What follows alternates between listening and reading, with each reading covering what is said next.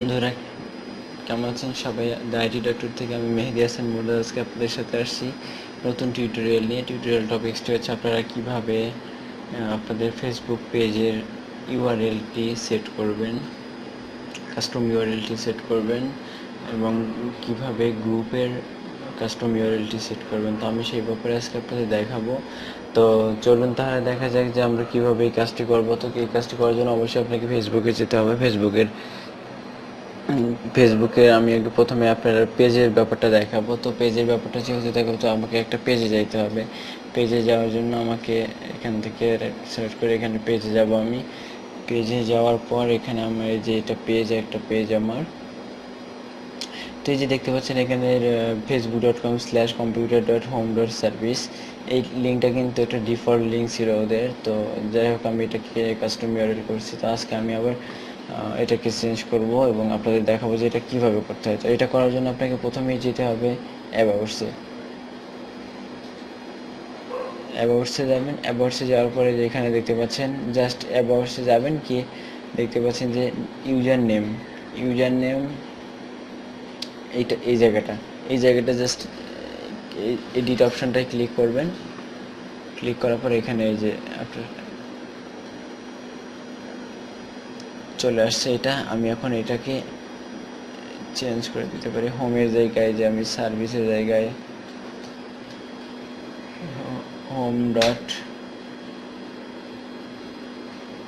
এই যে আপনারা অবশ্যই এখানে খেয়াল করবেন, এখানে একটা রেড কালার দিয়ে একটা আসবে, লেখা আসবে, যেমন this user name is not available, মানে এই ইউজার নেমটা অ্যাভেলেবেল না আমার জন্য, মানে এটা অলরেডি ইউজ করা হয়ে গেছে। সো আমাকে একটা ডিফল্ট কিছু ইউজ করতে হবে। সো সেটার জন্য আমাকে, যেমন আমি এখানে কম্পিউটার হোম সার্ভিস ছিল, কম্পিউটার হোম সেন্টার দেব, কম্পিউটার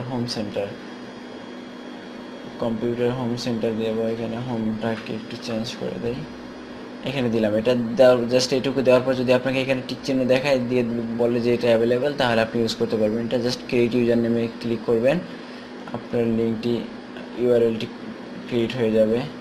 দেন এখানে কিছু আছে অলরেডি,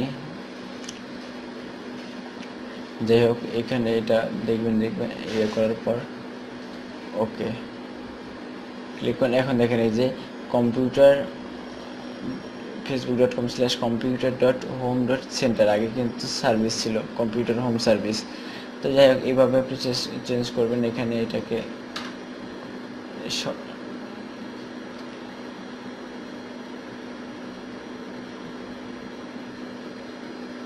দেন আপনাকে এরপর যেটা করতে হবে সেটা হচ্ছে যে আমি এবার গ্রুপে যাব। সো আমার গ্রুপ আছে, সো গ্রুপে আমি যাচ্ছি। করেন গ্রুপে যাব। এখান থেকে আমার গ্রুপের ইউআরএলটি চেঞ্জ করবো। আমি এখানে দেখেন facebook.com/group, এখানে আমার একটা ডিফল্ট ছিল, এটা আমি কিন্তু আইটি ডক্টর থেকে করে নিয়েছি, কাস্টম ইউআরএল করে নিয়েছি। তো এটার জন্য আমাকে যেটা করতে হবে সেটা হচ্ছে যে প্রথমে আমি এখানে আইকনে ক্লিক করব, এডিট গ্রুপ সেটিং, এখানে ক্লিক করব। ক্লিক করার পর এখানে দেখতে পাচ্ছেন দ্য আইটি ডক্টর গ্রুপের ইউজার নেম আইটি ডক্টর। এখানে ইমেলটা, এই যে দেখেন এখানে যে অপশনগুলো আছে, অপশনের মধ্যে ওয়েব অ্যান্ড ইমেল, জাস্ট এটা ওয়েব অ্যান্ড ইমেলের নিচে আপনি যে ইমেল দেখতে পাচ্ছেন, এটা এখানে ওয়েব অ্যান্ড ইমেলের জায়গায় আপনি এটা চেঞ্জ করে দেবেন। এই যে চেঞ্জ অপশন, চেঞ্জ অ্যাড্রেসটা আছে, যে লিঙ্ক অ্যাড্রেসটা আছে, এটা চেঞ্জ করার জন্য এখানে অপশন আছে। আমি অলরেডি চেঞ্জ করছি। তো এখানে জাস্ট এখানে চেঞ্জ ক্লিক করব। করার পর এখানে যেটা দিব, এখানে বলতেছে facebook.com/, দেন এখানে আপনার দিতে পারেন, দেন আপনার ইউআরএল দিতে পারেন। সো দেওয়ার পর এখানে 50টা ক্যারেক্টারের মধ্যে দিয়ে আপনি এখানে সেভ করে দেবেন, কাস্টম ইউআরএল চেঞ্জ করে দেবেন। তো এখানেও একই অবস্থা আপনাকে দেখাবে, this user name is not available, বা অ্যাভেলেবেল থাকলে অ্যাভেলেবেল। এটা করার পর আপনাকে কাস্টমাইজ করে দিবেন।